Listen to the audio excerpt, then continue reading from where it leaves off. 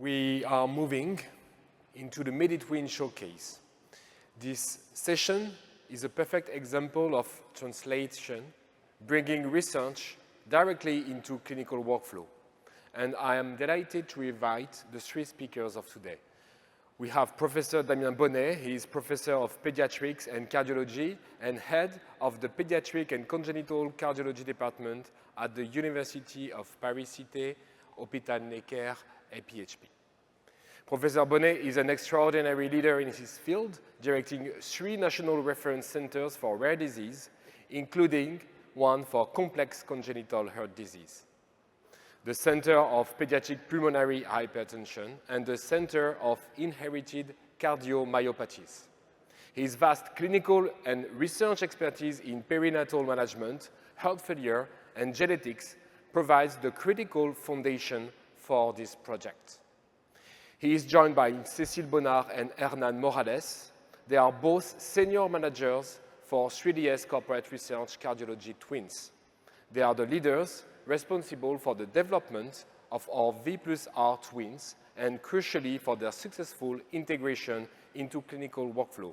Please welcome on stage Professor Bonnet, Cécile Bonnard, and Hernan Morales.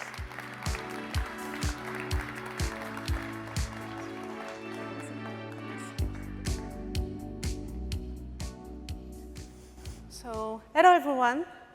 Thank you for being here today.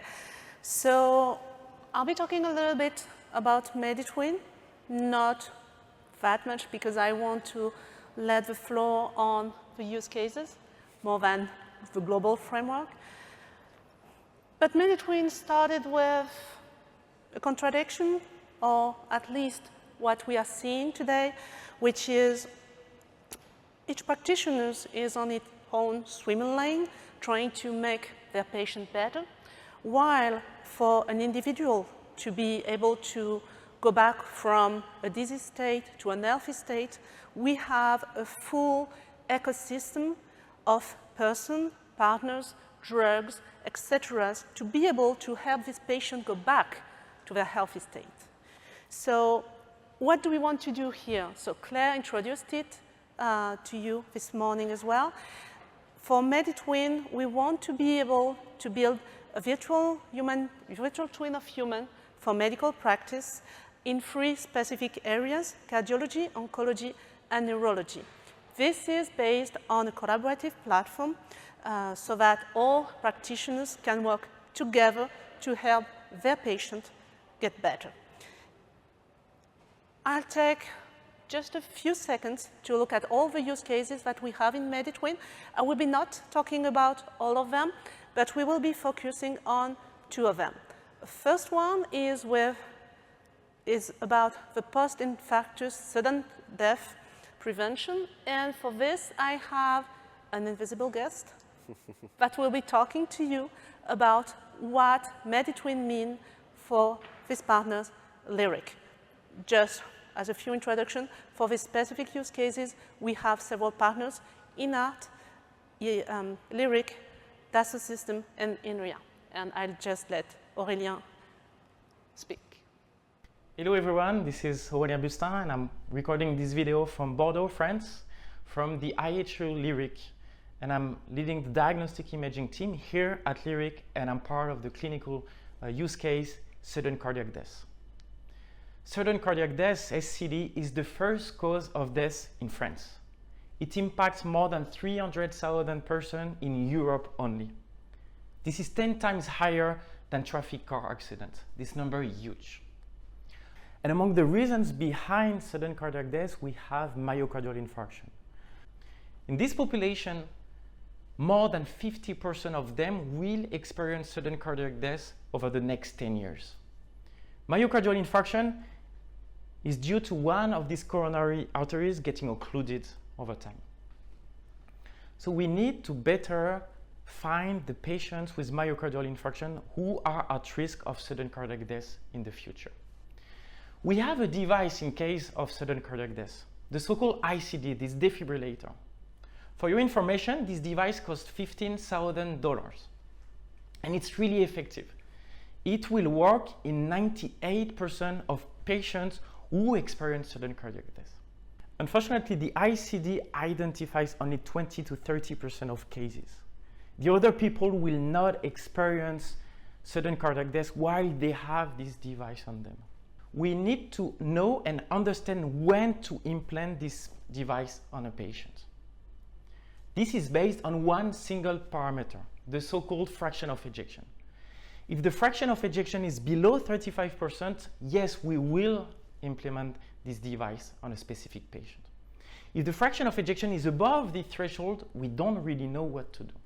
So we need to really predict the risk of sudden cardiac death in this population. To do that, we have new tools available at our disposal. The first one is advanced ECG using AI. We know that AI applied to ECG performs better than cardiologists to detect and predict sudden cardiac death. We also have new imaging tools like the one you see here, the MRI. With new MRI systems, we can better see and visualize myocardial scars in colors. And we need to know the size of the scar, its volume, and its extent on the myocardium. On the other hand, we also have a great new tools, the PCCT scan. The photon counting scan can collect high-resolution images of the heart, where we can really visualize coronary arteries and the occlusion. Why not combining all these tools, ECG, advanced AI, MRI, and PCCT scans, to build a unique, personalized model of a patient's heart? This is exactly the goal of MediTwin. In MediTwin, we will follow more than 1,000 patients over 5 years. These patients will have advanced MRI scans over 5 years, 2 PCCT scans, ECG exploration with advanced high-resolution AI. Our goal is to better predict the risk of sudden cardiac death in this population using personalized medicine. Using these 3 tools, ECG, AI, and advanced imaging, to better predict sudden cardiac death in patients with myocardial infarction. This is a multimodality project, multi-expertise project. We will need radiologists, cardiologists, scientists like myself to build a unique, personalized model for each patient with myocardial infarction. Thank you very much for your attention, and I wish you a great day in Boston.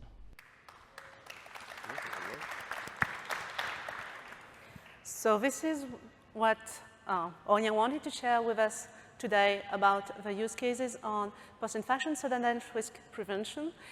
And now I'd like to let the floor to Professor Bonnet to talk about the pediatric heart surgery planning and especially what are the motivation behind all this use case.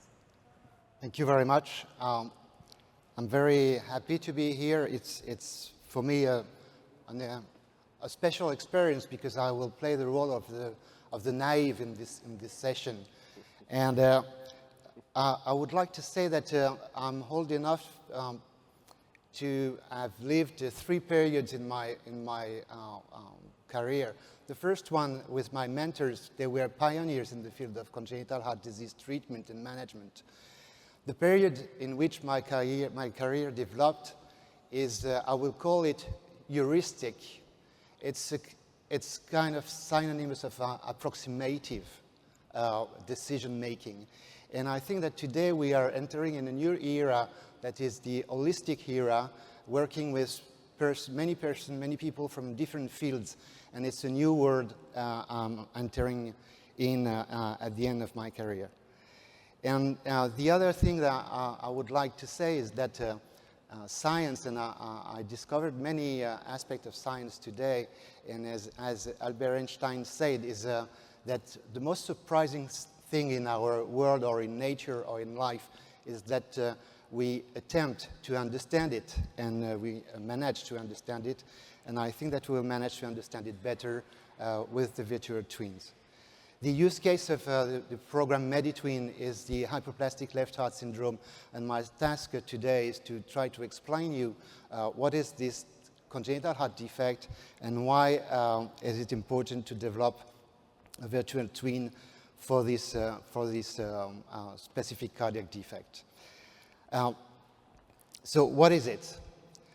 The hypoplastic left heart syndrome is the absence of left ventricle in summary.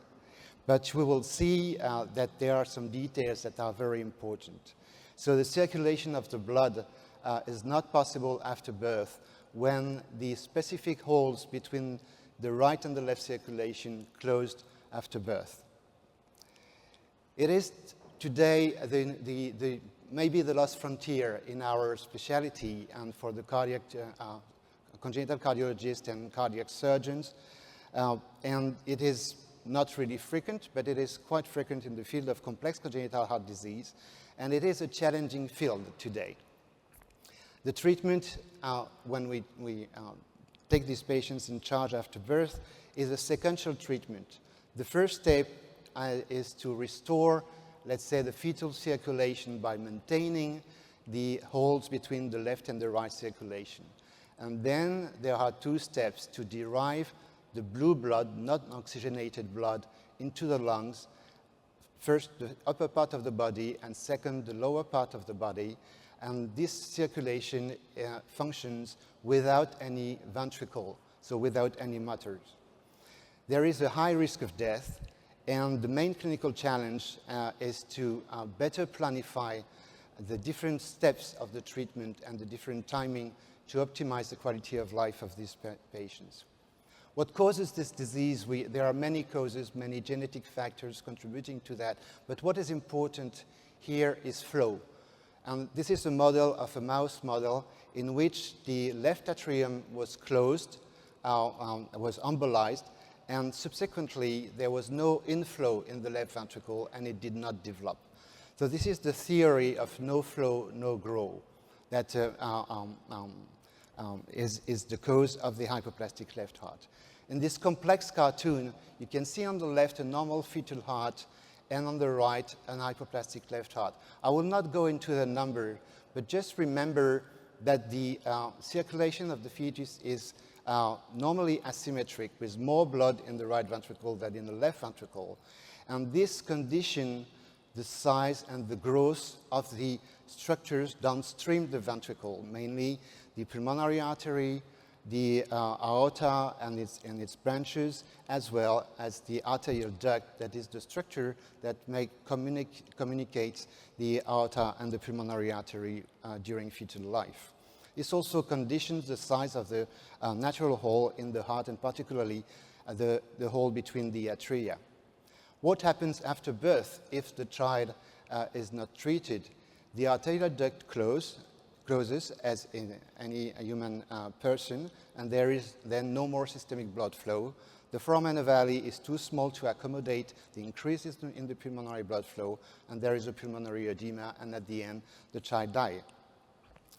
So the interventional strategies for hypoplastic left heart across the lifespan are numerous, as you can see here. First, you can intervene during fetal life for some aspect, at birth to maintain the permeability of the structures necessary for life, and then to palliate the child for the first step, and then derive the blue blood into the pulmonary circulation in 2 steps. So what is important in making a virtual twin is not only to decide what to do at each period of the life, but also to maintain suitability for the next step for each child. What are the results of the treatment in the hypoplastic left heart? They were good when we started to do surgery in the 90s and in the early this century. But there is a plateau in the recent era, and we do not progress anymore. So there is a real need to progress and to personalize our intervention in this field. How can we do that? First, we can intervene during fetal life by increasing the size of the aortic valve, for example. We can also stent the foramen ovale in the fetus, but we don't know really how to decide and who are the best patients to do that. After birth, we have to manage the patients to maintain the structures that are important for life, to evaluate the prognostic features, and then to decide how to plan the surgery and to identify the parameters that are of surgical relevance before acting and treating the child surgically or percutaneously. To maintain the structures that are necessary for life, we also have different phenotypes in the hypoplastic left heart, and that's why it's important to identify this phenotypic element and to decide to intervene. As you certainly all know, there is congenital heart disease can be named as a generic disease, like there is no left ventricle, but there are a lot of variation, individual variation. The morphology of the heart, the fetal physiology and the growth of the structure vary, and this will influence the prognosis, and of course this will influence our actions. So what we have to do in this disease, and this will be also helped by the virtual twin, is to evaluate the prognostic features, and there are numerous. The anatomy may change of the ventricle. It can be very small, almost inexistent. It can be a little bit bigger, but if it is a little bit bigger but cannot perform the cardiac output, then it will influence the size of the aorta and the technique to repair this child. It can be fibrotic and compromise, for example, the function in diastole when the heart relaxes, and this will change the outcome and the prognosis. So all these information are very important because we know today that depending on the phenotypes of the ventricle, the prognostic is really different. There are also anatomical prognostic factors like the size of the aorta, the presence of coronary fistulae, the type of pulmonary venous return, and all this has to be computed to predict the outcome. And we know that it is very important to predict what will be the outcomes and the survival. I will skip that slide. And finally, what is important, and that's why the MediTwin project is very important for us, is that we have different techniques available to decide to treat these patients. The oldest technique is called the Norwood operation. So it's a very complex operation. You have to reconstruct the aortic arch, you have to perfuse the pulmonary artery to preserve the ventricular function and to obtain an equilibrium between the systemic blood flow, the blood going into the aorta, and the blood going into the lung. So it's a complicated technique, and you have to adapt to each child morphology, weight, and anatomy and physiology. There are alternative techniques. For example, the alternative techniques of the Norwood operation is to put a conduit between the right ventricle and the pulmonary artery, so this maintains pulsatility of the blood flow in the pulmonary artery. But we don't know really how to choose between the two. And more recently, we can do what we call hybrid procedures. The surgeon and the intervention cardiologist are together in the operating room, and they intervene both surgically and percutaneously to stent the arterial duct and reduce the diameter of the pulmonary artery. And even more recently, we can do now this hybrid procedure completely percutaneously through the vein, and I will skip this slide, and through the vein and the arteries using devices that are not theoretically used for this purpose, to bend internally the pulmonary artery and reduce the pulmonary blood flow. So today we need a new tool to help us to choose for each individual child, depending on its morphology and physiology, what kind of procedure will be the best. This is an example of a child who was treated completely percutaneously for the first stage of the procedure. And this is, I don't know if it does not run. So how to choose the adequate procedure is really a problem, because we need to have no restriction on the pulmonary venous return. We need to have adequate brain and coronary artery perfusion. We need to know how to perfuse the aortic arch, to perfuse the brain and also the heart, to protect the pulmonary artery from high pressure and promote their growth until the next stage. and to be able to have a normal load for the right ventricle, that is the only ventricle available, and to avoid deterioration of the ventricle function and valve function until the stage 2. So all these objectives are very important, and the analogy I would say is that I can take an analogy with a game with simple rules. We know the physiology, we know the anatomy, but with complex rounds. And each individual child is a complex round. So for that, we need to integrate, as it is also the case for the former case, use case in MediTwin, data coming from fetal examination, for example, fetal MRI. And these are examples of fetal MRI. You can have the morphology, the function of the heart, 4D flow, so the hemodynamic, and you can integrate the placental function and cardiac function and fetal circulation. We can have data from echo, coming from echocardiography, with the flow, the function, and the morphology of the different structures, as I mentioned. And we can have also data from the CT to have a more precise anatomy before the operation and after the operation, as well as all the data that are generated during surgery or during percutaneous intervention, like hemodynamics, angiography, and also for the postoperative monitoring. So all this can be combined to produce a virtual twin and to help us to take decisions, not only for the initial steps that I mentioned, but also for the follow-up that I did not detail today. And now I leave the floor to Hernan Morales for MediTwin in action. Thanks, Professor. Good morning, everybody. I'm happy to be here and to share with you what is briefly what we want to do with Professor Bonnet, how we want to tackle this challenge. It's a really excellent example of how digital twins can be integrated and merged with the clinical practice. So starting from this workflow that Professor Bonnet showed us with the management of this type of patients, I want to briefly give an example of the type of the objective of the project.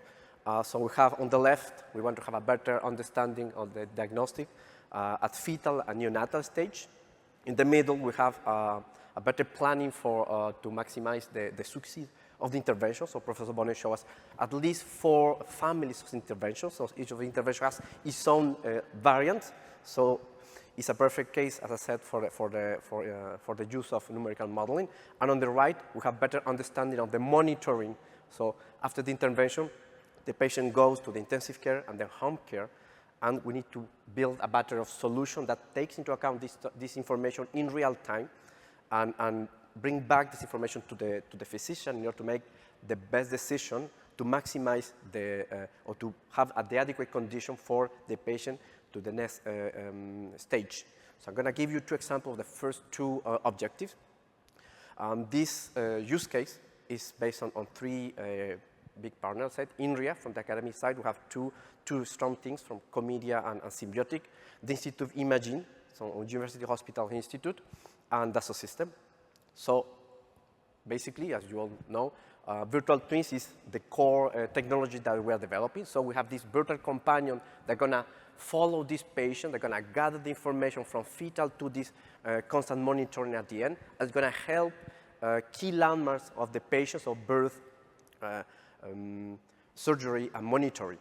So this digital virtual twin is, the core is this 0D model, loom parallel model. So we have the previous presentation for Salwa that explained this parallel between hemodynamics and electrical circuit. So just keep in mind 2 elements here. Is a very fast model, so that's what's very attractive. But on the contrary, it provides only global hemodynamics. So what we see here, these electrical elements represent a piece of the circulation. So the upper part that we see on this diagram is the upper part of the body. So, but there's no head, arms, and so on. So if we want to do that, we need to provide more elements, and it creates the complexity of the model. So we need to keep it at the high level. I'm going to use it during the whole this pipeline of the patient.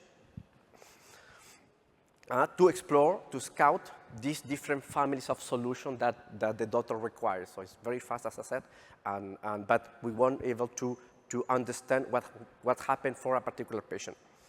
So 2 examples of that. So using Daimola tool and its flexibility, we're literally giving birth to patients and study what happens if we have several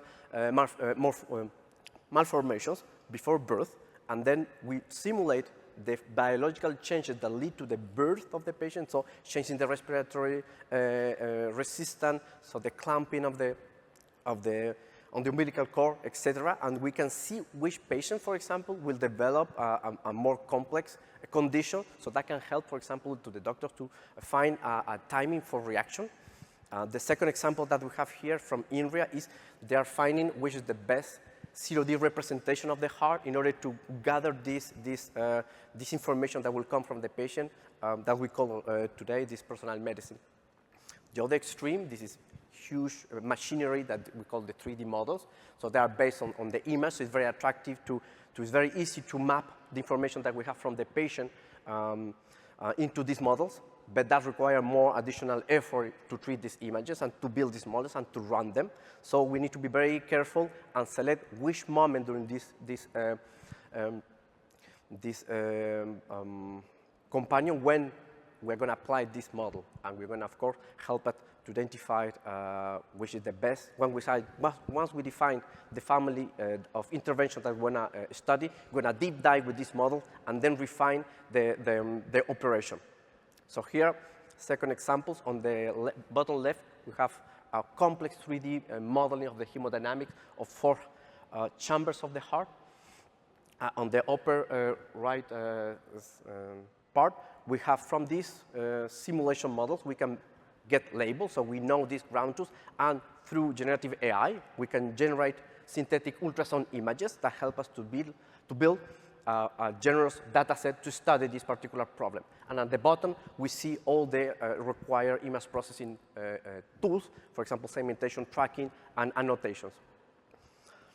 The last example, and this is my last slide, so is the plan itself. So we're working on this, and so I took some slides, some images from Professor Bonnet.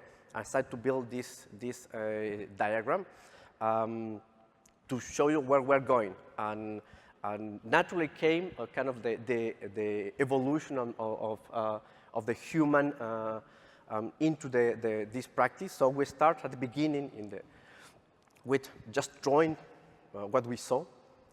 We moved to the era when we have images and 3D representation. Some of them are dynamic sensors, for example, to the ultrasound. And today we're facing this opportunity of using dynamic representations, so 3D models that we can play, interact, modify. And this is an example of the presentation of Professor Hogginson that I was showing yesterday. So that shows us where we want to go in this project. And with that, I conclude my presentation. Thank you very much.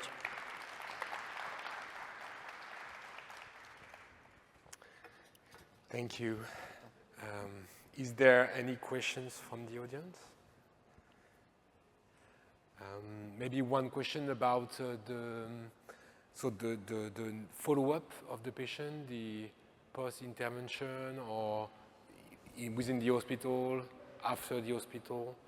Is there maybe an interest of sensors, getting back to the previous presentations?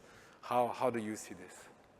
I think that what is very important is not only to predict what we will do immediately, and we presented that only today for the first step, but also to maintain the suitability for the next step, and to have potentially weak signals, to obtain weak signals during monitoring, to help us to intervene and to anticipate deterioration, particularly to maintain the suitability for the next step. And I think that the sensors might be important. We are not very used to use these sensors at home, but there are devices that can be used in babies to monitor some of the vital parameters that might be helpful for us to monitor this type of problems.